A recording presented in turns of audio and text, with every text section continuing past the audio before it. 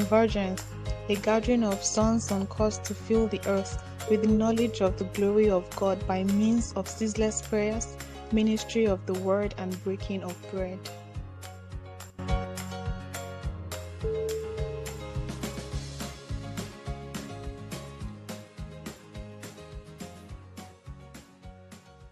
Father, we thank you, we bless your name. We give you all the praise, we give you all the glory.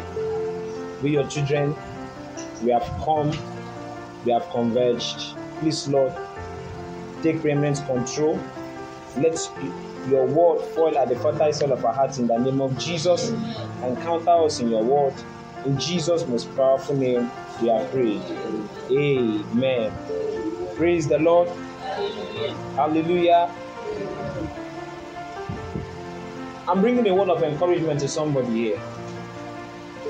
That situation you are in right now, that situation you think that cannot be solved, that problem that has made you feel like there is no other person, what that situation, that problem, those pains, what they are telling you is that you are living, you have life in you, and that you are not in the great beyond. That is, you are not yet dead. And so, because God has made you a living, that situation is waiting for you to give it a particular command and it will vanish. That situation is waiting for you to give it a command and it will go. Don't let that situation kill you. Don't let that situation make you lose faith in God. Don't let that situation make you give up. Don't let that situation cause you sleepless night. All that situation is waiting for you is just a word. Because by the reason of that word, you are triumphing. Because the Bible made us understand that you are much more than a conqueror. So don't let that situation trouble you henceforth. But go back right now and speak to that situation, and that situation will hear. Praise God. Exodus 14. 15. Exodus 14:15. It says, "And the Lord said unto Moses, Wherefore criest thou unto me? Speak unto the children of Israel that they go forward."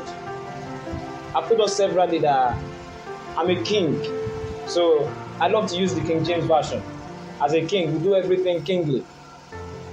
From the King James Version, Exodus 14:15, I read again. It says, "And the Lord said unto Moses, Wherefore criest thou unto me?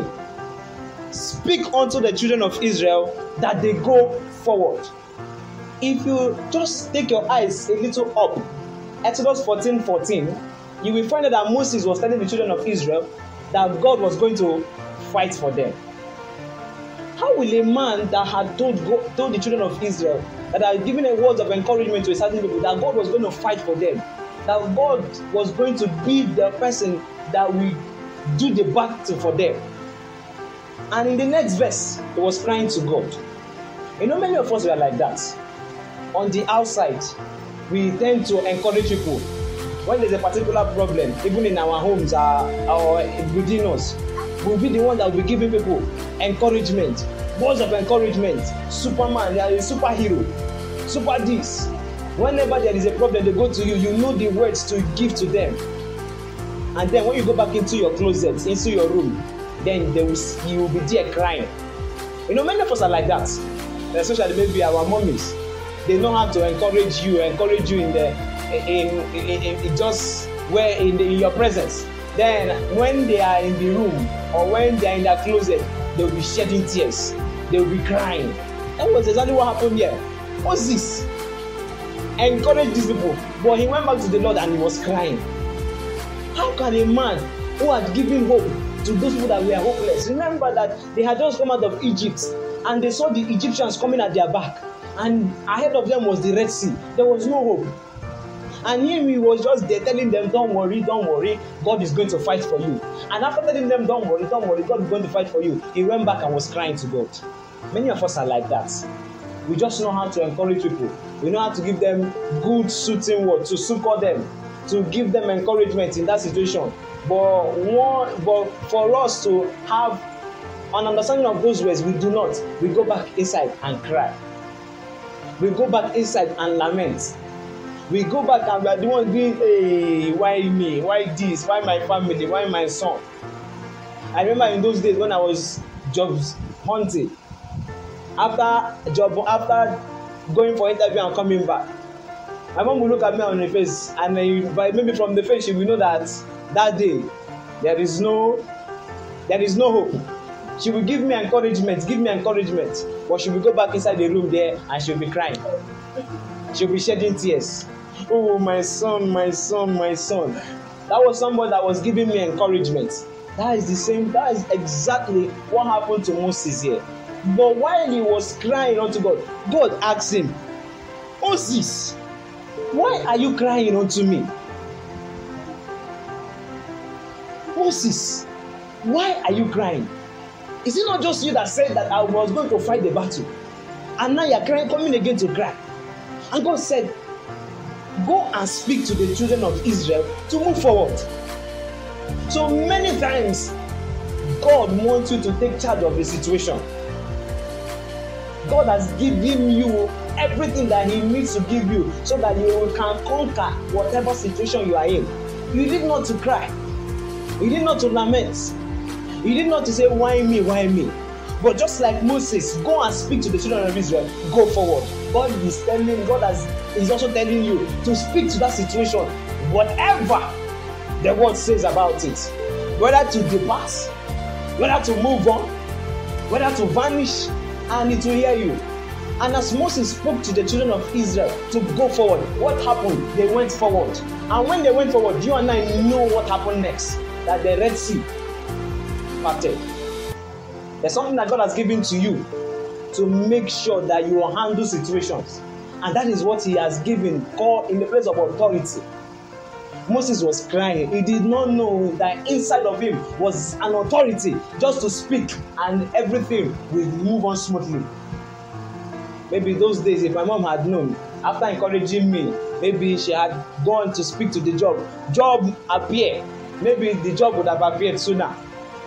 But she would always go back there and cry.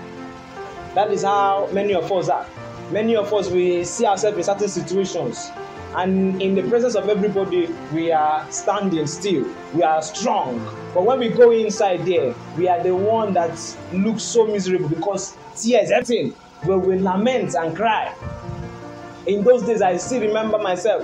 While I was still job hunting, when everybody will be out of there, instead of me to speak to the job, I will begin to cry. I will shed all the tears in this life. After shedding the tears, I will sleep and wake up and I'm still jobless.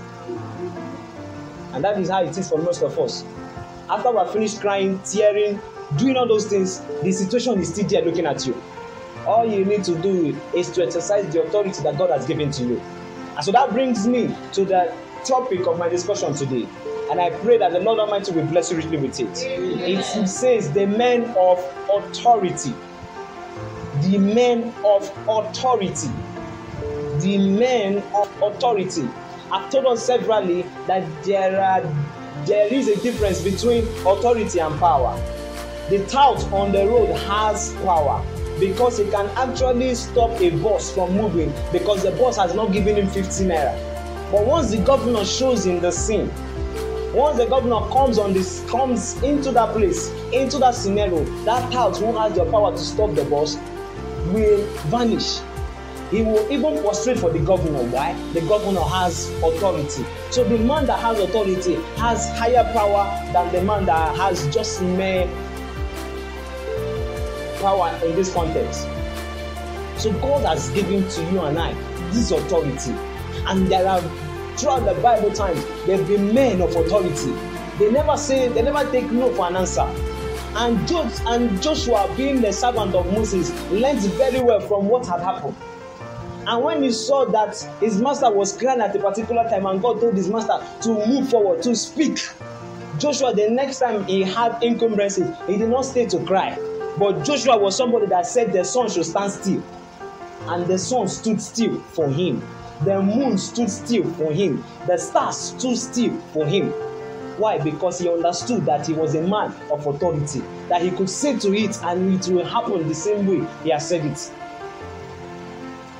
Just like Elijah. Elijah knew he was a man of authority, and where fire could not be called out from, he called out fire from there. And the fire licked up, the kind of fire that came, it licked up even the stones of that altar. And the next time when Elijah was threatening, he was going to be killed, he called down fire, and fire consumed human beings. That was a man of authority. Many of us, we always cry when it comes to, you see people that are pursuing you from your father's house. There is one person here, one person there, and you are running helter-skelter. What is needed for you is to stand as a man of authority, and you will decree a thing for whoever you think is that Ezemo or that Ifa priest, and what you have said with your mouth, it will come to pass, because authority has been given to you. So there is no need for you to fear. You should be like an Elijah who, once he was threatened, he called down fire. Another person who showed a lot of authority was Elisha. Elisha was a man that was fearless, that he could even hear what the enemy was saying inside his bedroom. Elisha in his authority, you know, Jesus fed thousands of people, but Elisha even in his authority was able to feed 100 people with 20 loaves of bread, 20 pieces of bread. He was able to feed 100 people. He said, give it to them. And that the Lord has said that even this bread, when you feed these 100 people with these 20 people, there will be a remainder. He was a man of authority. Many of us, in terms of scarcity, when it's time for scarcity, we are always afraid. When resources have gone low, we are always afraid. How will I survive? How will I cope? How will my children eat? How will this, that? How will this? And we are lamenting. All you need to do is look into that situation and tell the situation, my Lord, my God, will provide all my needs according to his riches in glory. So I will not lack, I will not want. But many of us, we forget that we are men of authority and we allow these situations to consume us. David, if David had not known that he was a man of authority, there was no way he could have faced Goliath. He knew that God had helped him to fight against the bear, against the lion, and he knew that Goliath was nothing to him. And so in that same authority, he went against Goliath. Many of us, we think that those big things, that the world and everything is falling up and down, there is nothing that we can do. But David was not a man like that.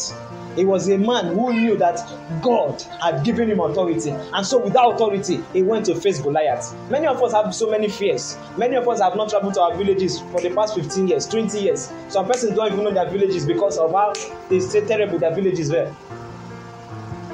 Pastor E. Adeboye said there was a time in his life that he ran away from his village because because they wanted to kill him. But when he understood that he was a man of authority, he went back to the village to now face them squarely. That whenever they heard him coming, that they will run away. I've told us of Apostle Babalola, the time he had with the people that were having that festival, their oral festival. As he was coming, they were coming. But because he was a man of authority, he did not. He stood against them, and he commanded that the ground to be open, and the ground swallowed them. If he didn't know that he was a man of authority, he would have disappeared from the scene. Maybe he would have run. But as a man of authority, he stood still. David did not run away from Goliath. He stood and he fought him, and he made sure that Goliath was killed. And he cut his head, even with his sword. What about Jesus? When Jesus was upon the surface of the earth, that man was a man of authority. Everything he does, everything he did, and everything he will ever do is with authority. He's casting out of the devils with authority. Take leave of him, and the devils left. Do this, and the devils did that. Do this, and the devils did that. He was a man of authority. Even when it came to feed a lot of people, you saw how he did it. Even when they came to kill him, they asked him, is this Jesus? And he said, I am the one that you seek. And immediately it was known to them. The Bible recorded that those men fell on their feet. Why? Because they had seen authority. Authority will make anybody that that molest the man of authority to always bend.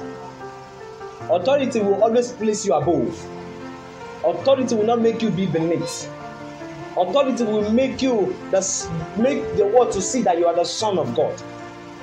And an authority is that which God has given to you. Because by authority, there is no power of the enemy that will hurt you. All those tricks, everything that the enemy throws at anybody, the sons of God, do not hurt them. Why? Because they have authority. What about Peter and Paul? Peter was a man who has a lot of authority. And when Ananias and Sapphira lied against the Holy Ghost, judgment was pronounced immediately. Peter was a man of authority. That was why he said, silver and gold I have, none of them. But there is something I have, that is authority. In the name of Jesus, rise up and walk. That is authority. Jesus said, in my name you will lay hands upon the sick and the sick will recover. How many of us lay hands upon the sick when we have the sick around us? I know many of us, we are scared to do that. And many of us, we don't have the conviction in us. But Jesus said, in my name, because you have found of me, you will lay hands upon the sick and the sick will recover. It is what has been given you. These men were men of authority. And so, they were not just regarded in small estates. They were not just regarded lowly, but they were placed high above every other man because they were men of authority. The problem these days is that many of us are lacking in authority. Many of us have come short to having authority. Many of us, we just move up and down there without authority. I was moving one day and then one thought was telling another person that don't allow me to try the magic I'm with right now on your body. And I turned and I looked and said, wow, you want to try this? I thought it was me you are even talking to. Why not just talk to me so that I will just show you one or two things here now? But many of us, we can hear something like that and we'll be scared. Many of us, somebody can just tell you, let me try one magic on you, and the person will be scared. Or somebody will go to his place of business or his house, and they will tell him that there is something that they've been placed there for you, and you see that the person will never open that place again. Or the person will be running helter-skelter to see that something happens that place. It is because many of us have come short and they are lacking in authority. So how do we become men of authority? How do we become men that will say a thing, and once we say it, those things come to pass? How do we become men that are not afraid? How do we become men that are not scared? As Bishop Peter Hosa said, those days in Benin was the haven of all occultic and demonic and evil things. That those days it was so bad. Then when he began to pray that day, while he was praying to cleanse the town of that place, of those occultic things.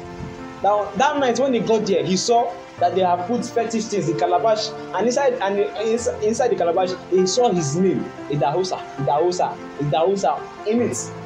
But because he was a man of authority, he did not run away from there, and he stood and he got all those things destroyed.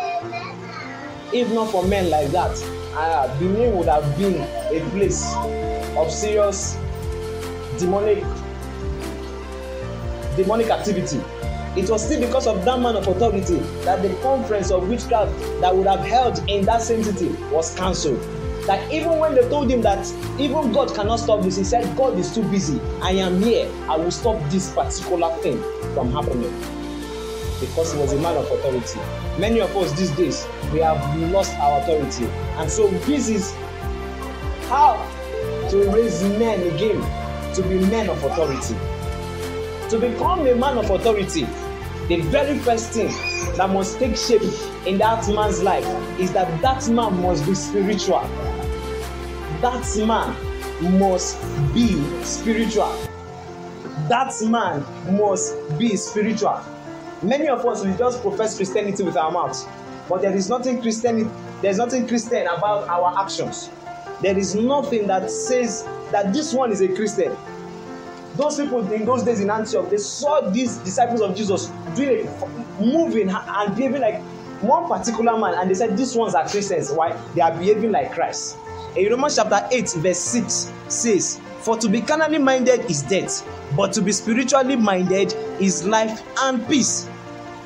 Verse 7, because the carnal mind is enmity against God, for it is not subject to the law of God, neither indeed can be.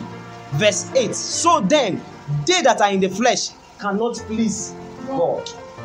It said, to be carnally minded is death, to be spiritually minded is life. You know, many of us, Paul was writing to the Romans, to the Christians in Rome here. These guys were believers, but they were carnally minded. Many of us Christians, we call ourselves Christians today, but yet we have the love for the mundane things. It is a Christian that will still be watching pornography. It's still a Christian that will be having envy in his heart. It's a Christian that will have malice in his heart, unforgiveness, not able to love, hatred.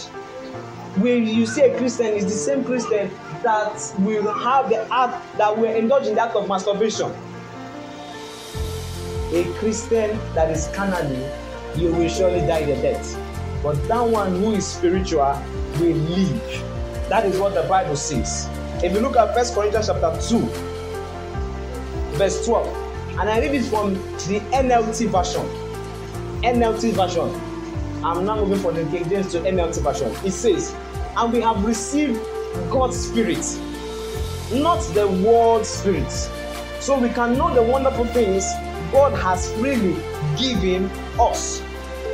When we tell you these things, we do not use words that came from human wisdom.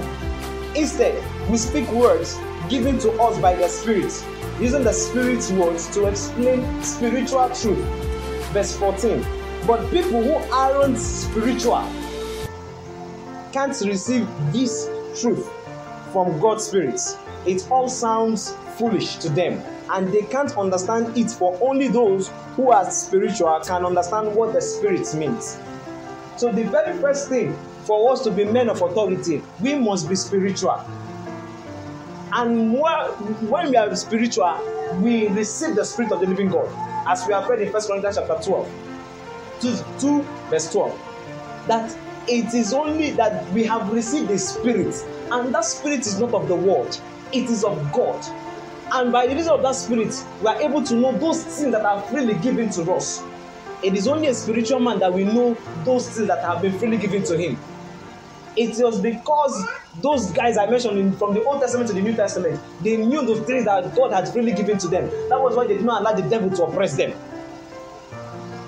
That was why people like David did not allow Goliath to oppress the children of Israel, because he knew that God has given him victory.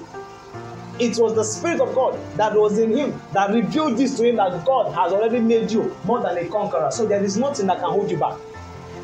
It's only a spiritual man that once he gets into a situation that is turbulent, he will not be moved. Paul said we are distressed, we are perplexed, we have been rumbled here and there, but we cannot be moved because of the excellency of his power that is in this earthen treasure, earthen vessel. Any man that must be a man of authority must be spiritual. And according to that verse that we have read, 3 things happen when we are spiritual. However, I want you to understand that once you are spiritual, the spirit man is alive. Your spirit is alive. Remember that the man is composed of the spirit, soul, and body. It is the soul that has the organ of mind, and it is the mind of a man that he thinks. That is where thoughts reside. It is in the soul of a man that you will find will, and it is the will of a man is what gives him the opportunity to decide, to come to a conclusion. It is the will. And in the soul you also find emotion. Oh, all those people that love, I love you, I hate you, all those things, they come from the soul. But once a man is spiritual, his spirit is alive. Now, once his spirit is alive, it means his conscience is alive. and the conscience of that man is that which judges him. If you read on 1 Corinthians chapter 2, down from chapter 2, 12 to 14 to 16 thereabout, you will find out that the spiritual man is able to judge all things, but nothing judges him. Why? Because his conscience is alive. His conscience judges him. It is the spiritual man that once he does something that is wrong, his conscience will tell him that you have done something wrong, and he will repent of it. The spiritual man, because his spirit is alive, there is wisdom, there is intuition. He begins to know things. Just like Elisha, that day when they called him, "Excuse me, sir, the water here is not sweet."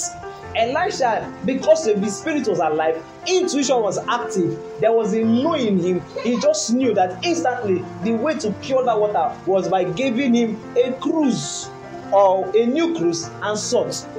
So a man that is spiritual, once he gets into a particular situation, he knows what to do to come out of that situation. Why? His spirit is alive. Intuition is active. That man of authority that is spiritual will never ever be wrong in a situation. Jesus, when he was inside that boat, that the storm was coming in, bringing in water, Jesus, when he arose, the first thing he did was to rebuke the wind. He knew instantly that the storm coming in, the water coming in was not by itself, but there was a wind that was bringing it inside. So because he was a spiritual man, he was a man of the spirit, instantly he knew that he needed to rebuke the wind. The man of authority, once he's in a situation, there is nothing that catches him unawares, because he knows how to navigate through that situation. Why? Because his spirit is alive. Intuition is working. Another thing that is functional in the spirit of a man that is alive is communion. He has fellowship with God.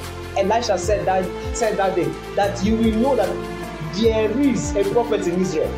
And he said about God that you will know that I stand before God.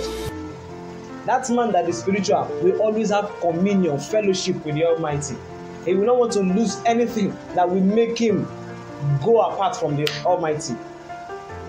Every day, he wakes up, he knows that he must have communion. Wherever he is, wherever he is going to, he knows that even while he's moving, fellowship, communion can still take place. And so that man that is spiritual, three things happen to him. He knows that certain things have freely been given to him. He knows that he's more than a conqueror. So there is no situation that he gets into that he will lose. There is no battle that he gets into that he will not win, because he knows that Jehovah Sabaoth is on his side. That man that is spiritual, he can apply spiritual words into spiritual truth. The Holy Spirit will give him words that he can use to apply in his daily living.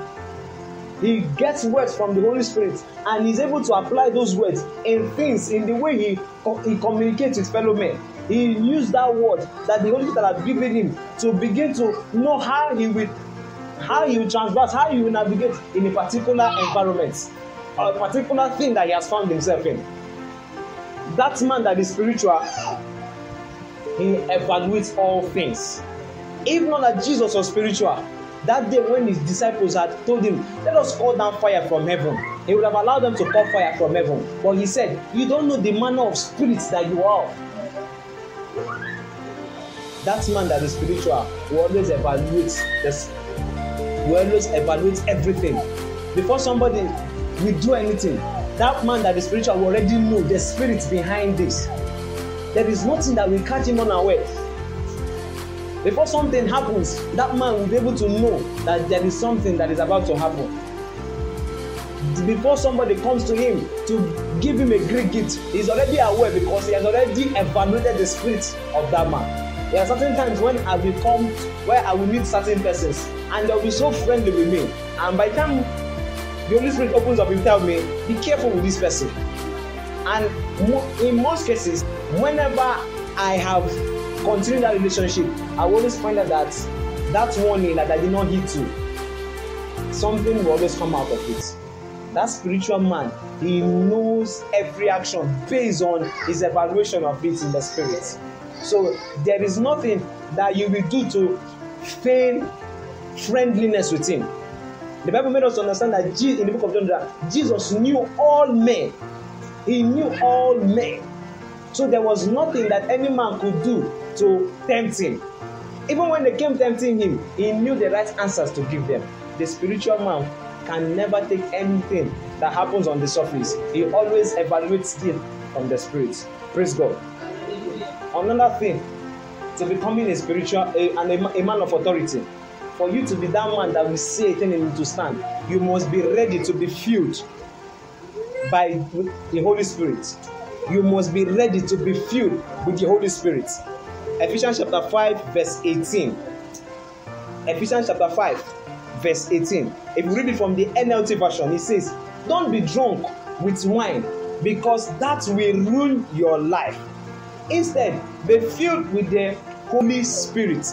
Don't be drunk with wine, because that will ruin your life. Instead, be filled with the Holy Spirit. That man that wants to be a man of authority must be a man that craves to be filled with the Holy Spirit now, tomorrow, and the other day. He doesn't want to depend on just one feeling. He wants to go over. He wants to be filled, refilled, filled, refilled, and on. He doesn't want to depend on just one feeling. We saw in the book of Acts chapter 2 verse 1 to 4 that the apostles were filled with the Holy Spirit. And when they were filled with the Holy Spirit, the Holy Spirit gave them utterance, because cloven tongues of fire came upon them, and they began to speak in other tongues. It didn't end there. We find out in the book of Acts chapter 3 that they were filled again. In Acts chapter 4, they were filled again. And different feelings for different dimensions of the Holy Ghost. So that man of authority, he knows that every time that the Holy Spirit fills him, there is a new dimension of the Holy Spirit that is at work in his life.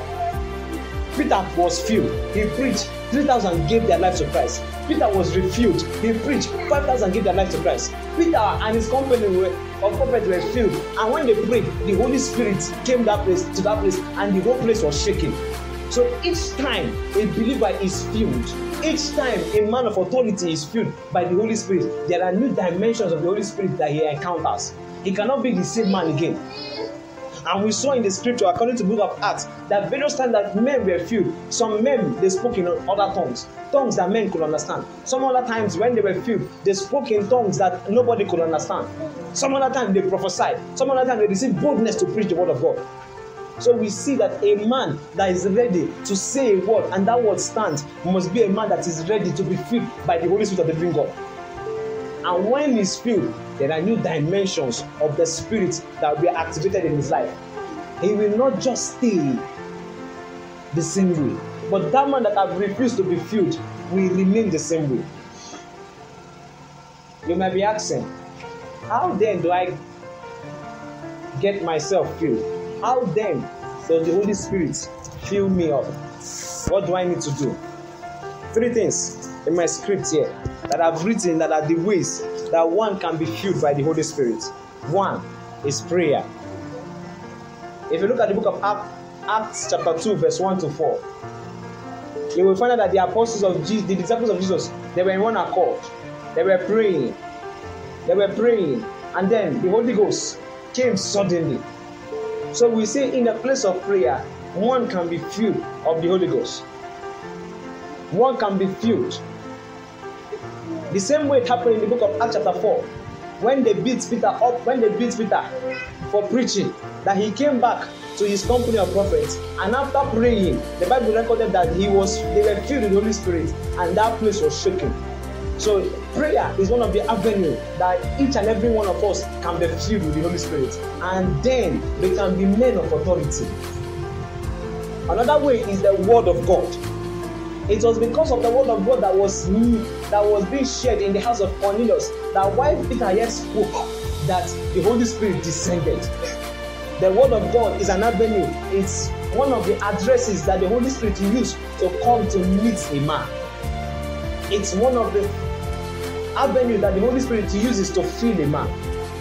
And that is why we must not be weary in hearing the word of God. We must always open up our hearts, because that is the means through which the Holy Spirit can fill you. I was reading Glory Copeland, that's Kenneth Copeland's wife, and in one of the articles there, they wrote there that she was filled with faith by just reading the Gospels and the Acts of Apostles. She read it 3 times in 30 days. The whole Gospel and Acts of Apostles 3 times in 30 days. And that was how she was filled with spirit of faith. That was how she was filled with the Holy Spirit. So the word of God is an avenue, is an address that the Holy Spirit fills our being. That is why we must not neglect the word of God. Many times I always hear things like people say that we have been hearing the word of God for a long time, so there is nothing there again. But that is a deceit of the devil, because that is an avenue that the Spirit of God can use to fill a man that seek out to be an authority. Another way in my script here that I've pointed as a means through which God can fill, the Holy Spirit can fill a man, is through the act of praise worship, singing songs, spiritual songs. Not when you sing Davido, not when you sing any kind of secular music. Ephesians chapter 5 verse 19, reading it from the NLT version, says, singing psalms and hymns and spiritual songs among yourselves and making music to the Lord in your heart. So we admonish that we should sing spiritual songs. We should sing songs that will glorify God. And in the place of praise worship, the Holy Spirit comes to fill us. Elisha, 2 kings, the king of Israel, king of Judah, came to him so that he can tell them what God was saying about the battle that they were going for. Elisha could not do anything, but until a minstrel came and played. And Elisha said, get me a minstrel. And when the minstrel came to play, it was then that the Spirit of God filled that man. When we sing spiritual songs, when we sing songs that glorify the Almighty, when we sing songs in the hymn, not just anyhow songs, that way we have created an avenue that the Holy Spirit may fill us. Just like he filled Elisha, just like when David will sing to the Almighty and he will be filled and he will begin to prophesy, he will begin to speak things beyond his age, beyond his time. It's the same way that the Holy Spirit, while we are singing spiritual songs, while we are singing godly songs, he fills us. And when he fills us, it makes us men of authority. Remember that we are still discussing how to become a man of authority, how to become a man that will say a word and that word will stand, and God will vet that word. Just like he told to Moses, tell the people to go forward. And when they went forward, the Red Sea departed. Why? Because God vetted it. A man that must be a man of authority must be a man that is spiritual. A man that has allowed the spirit to come alive. A man that has not allowed the soul to take over, but has given everything up. And he must be a man that is ready to be filled by the Holy Spirit of the living God. And he can receive this feeling in the place of prayer, in the place of the word, and in the place of praise worship. Finally, a man that wants to become a man of authority must be a man of faith. He must be a man of faith. In 2 Kings chapter 2 verse 21, when Elisha had finished that which he said, for the Lord will make this water sweet. Now let us look at that scripture. Let me not paraphrase it. 2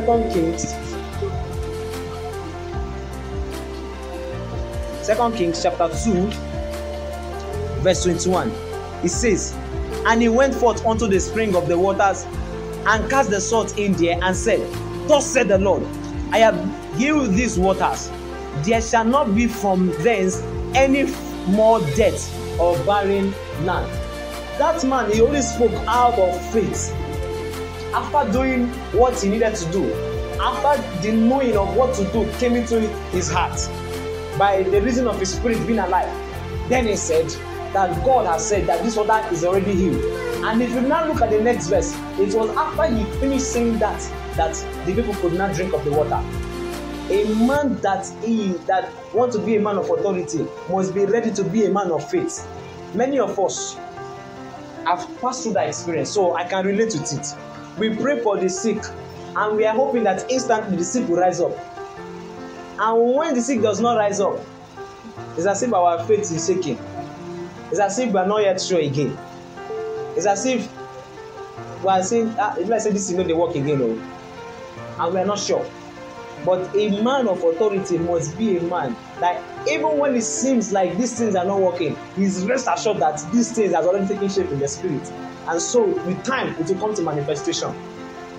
So whenever you come into that place, that situation again, when you lay the hand on the sick and instantly the sick doesn't recover, just know that the Bible said that Jesus said in his word that you will lay hand upon the sick and the sick will recover. There is a process of time. The recovery will take a process of time, but be rest assured that that recovery will take place. So a man that must be a man of authority must be a man of faith. Archbishop Peter Hausa, when he wanted his television program, his program is the church program to be aired, and he got into the room where the person in charge of the television authority was there, and the person refused to give him access. He told the person that in 3 days you will lose your job. In 3 days you will lose your job. And the way he said it was how it happened. In 3 days, that person lost her job. And another person came in. And he went back to that person and he told the person that I want my program to be aired. And because the person had heard that by this man, because of what he said with his mouth, somebody lost her job under 3 days. Let me just comply with him. A man that must be a man of authority must be a man of faith. What you have said, you have said.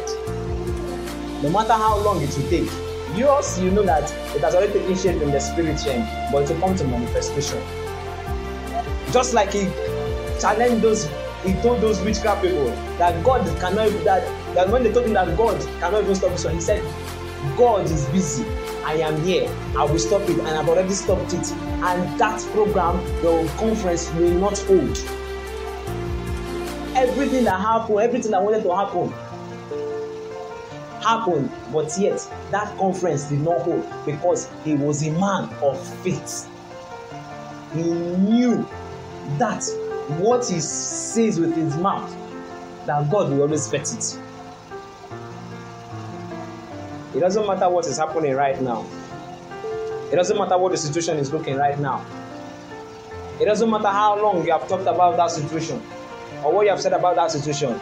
All you need to know is that once you have spoken to that situation will take effect.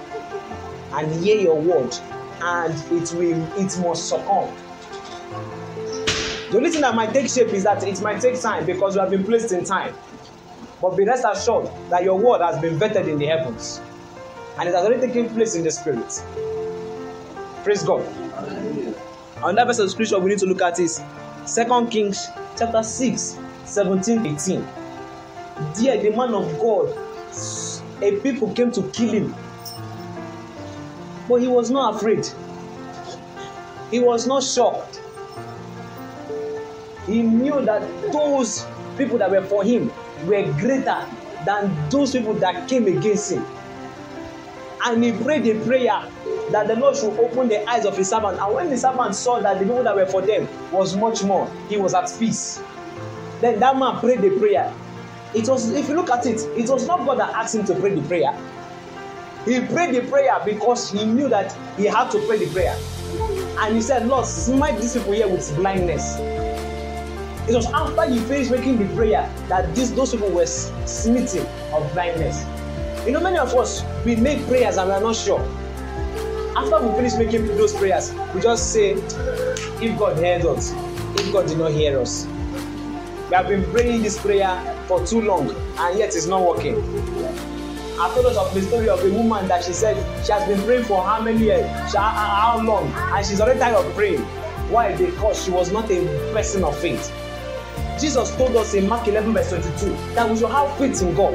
And in verse 24, he gave us a principle of receiving answer prayer. He said, when you pray, believe. And once you believe, then there is a result. Many of us, when we pray, we want to see the result first before we believe. But that was not how Jesus has said it. Jesus stated the equation. The equation is, you pray, believe, have faith that is already answered, that God has heard you, and to take shape, and then you will see taking shape. That was what the prophet there had.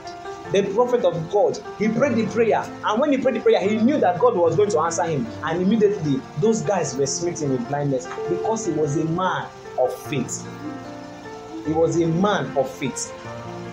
It doesn't matter what is happening right now. It doesn't matter what the situation is right now. But because we are men of faith, we are conquerors. In Hebrews 11:33, we are meant to understand that it was by faith that a lot of people subdued kingdom. All they did were by faith. If David did not go to Goliath by faith, he would not have conquered Goliath. But he went to Goliath by faith. And today we are talking the story of David. What about you? What is that thing that you have allowed your faith to walk through? James told us that faith without works is death. You have been praying and you think that there is no answer to your prayer. You probably have been in a particular situation and you think that, oh, God has forgotten you. That God has favorites. God has those people that he answers. Or until I get to a particular man before I will receive an answer. Or before I see a particular prophet before I will receive an answer. It shows that we are people that are faithless. It shows that we are people that do not have faith in God. Because if we have faith in God, we know that we can make prayers. And once our faith is in action, then there is an answer. The man of authority, he never doubts God. Hebrews 11 verse 1 says, now faith is the substance of things hoped for, the evidence of things not seen. You have not yet seen it, but you have the evidence. What you hope for, it has not come to manifestation, but you have that assurance of it. You have it, you have substantiated it. You have not seen it. The Bible made us to understand in that same chapter of the Bible of Hebrew 11. You know, that's where you have the Hall of Fame of people that did a lot of things by faith. Abraham, God promised him a particular place, a promised land. And Abraham, by faith, left his father's house in search for him. What have you done? What is the work that you can say, this is my work as a result of the faith I have in God? Many of us believers, we are faithless. Many of us believers, there is no faith in us. And that is why when there is a small wind, when there is a small storm, when there is a small rain, we are always shaking. But that man of faith, he knows that the storm, the wind, the rain, the thunderstorm, the hurricane, they will all come, they will go, but I will still be standing. Everything might be looking haywire for my family, but at the end of it, my family and I will still rejoice in the Lord. I may not have money in my pocket right now, but at the end of it, I will have a lot of it in my pocket. I might be praying, I've been praying for certain things for some time now. It might have not come to pass, but I know at the end of it, these things will come to pass. Things might not be doing well, moving fine for me right now, but I know at the end of it, everything works together for good for them that love God and that are called according to his purpose. So, I am not shaking. I can't fret. I won't lose faith. I used to see clear. If you see your destiny, if you see your life, and we forget the word of God. Let me tell you something today. Just know this today. Know this today. There is only one prophecy that is sure, and that is the word of God. Every other prophecy that is coming out from man has limitation. It has limitation. And there are avenues that those prophecies can fail. It could be from that man. It could be from his interpretation. I don't know if you understand what I'm saying. A man can see you having a vehicle. He can see a vehicle around you. And his own interpretation of that vehicle is that you are going to have a vehicle soon. But that may not be what it is. And you will see that he has misinterpreted what he had seen. So we see that prophecy certain times are limited. But we have a sure word of prophecy, and it is the word of God. And that is why in this ministry, we are much more of prayer and the word of God. There is much emphasis on prayer and the word of God. Because the word of God will never lie. It is from there that we have the faith that we need. It is from there that we can be built up. It is from there that we can be men of authority. It is written in the scripture. So, because it is the word of God, then God cannot lie. If he did it before, then he can still do it again. Hebrews 13:8. Jesus the same yesterday, today, and forever. If he did it in the scriptures, he can do it.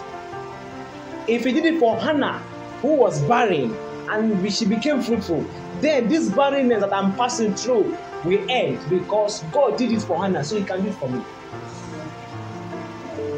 If God can enlarge the coast of Jabez, that means God can also enlarge my coast.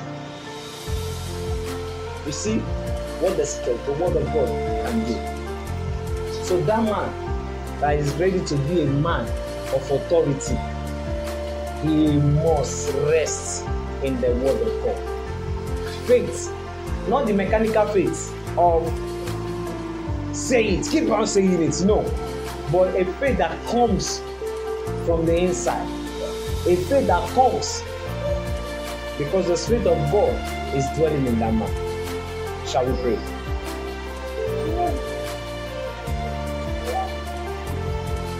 Lord Jesus, we thank you, we bless your name. We give you all the praise, we give you all the glory. We have heard your word today, Lord. We want to be men of authority. We don't want to be men that will be tossed here and there. But we want to be men that our words will be vetted by the kingdom of heaven. We want to be men that will turn the world upside down. We want to be men of wonders. Lord, as we have heard your word today, that to be men like this, we have to be men of the Spirit. We have to be men that are filled with your Holy Spirit. That we have to be men of faith. Please, Lord, wherever we fall short, wherever we are not qualified, please qualify us, Lord. Help us, Lord, that we may know those things that you have freely given unto us, and that we will no longer be scapegoat for the devil, but we will conquer the devil both in the air, on the field, and beneath it. Thank you, Abba Father, for you always answer us whenever we call upon you. In Jesus' name we are praying. Amen. We trust God that you are blessed today through the teachings of Siri Ahaka. Have you been living a life not worthy of a son, a life plagued with sin? The day of salvation is now. Has Holy Spirit placed a conviction upon your heart? Now is the time to repent and turn to Jesus. If you are this fellow, say after me. Lord Jesus, I acknowledge I'm a sinner and believe in my whole heart that you came to earth, went to the cross, died and resurrected by the power of the Holy Ghost. This day, I confess, I repent of my sins and confess you as my Lord and personal Savior. Thank you for the gift of your Holy Spirit that is at work in me. Amen. If you just say this prayer, contact us on 0703-216-1354 or email us at convengeancemailbox@gmail.com. For your prayer requests and for more inquiry, contact us on 0703-216-1354 or email us at convengeancemailbox@gmail.com. Follow us on Instagram and Twitter at ElectConverge, on Facebook at Convengeance Meetings. Subscribe to our YouTube channel at Convengeance TV. Thank you and stay blessed.